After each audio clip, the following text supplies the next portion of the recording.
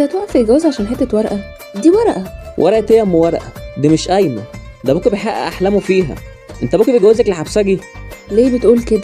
القايمات كلها بتيجي من المكتبة الا قايمتي، جاية من عند المحامي.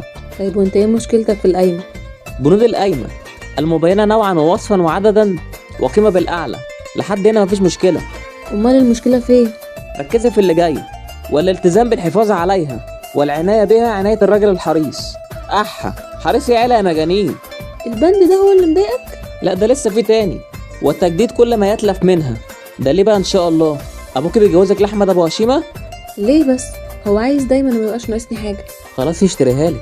ده كاتب كمان الالتزام بردها اليها وقت طلبها. ايه ده؟ انا فهمت صح؟ والنبي يقول ان انا فهمت غلط. خايف عليا؟ ده انت تخوفي بلد. ده لسه اللي جاي اهم. في حالة اخلالي بذلك اعد مبددا وخائنا للامانة وتحمل المسؤولية المدنية والجنائية المرتبطة على ذلك. ما اكتفاش بده، ده لسه. وعلى هذا وقعت ضامنا متضامنا مع نفسي عالم بكل ما جاء بها. بيأمن مستقبلي. وبيضيع مستقبلي. ده حتى لو مات مش هيسيبني. ازاي؟ كاتب في اخر بند لا يجوز للزوجة التنازل عن هذه القائمة الا في وجود وكيلها او من ينوب عنها شرعا وقانونا.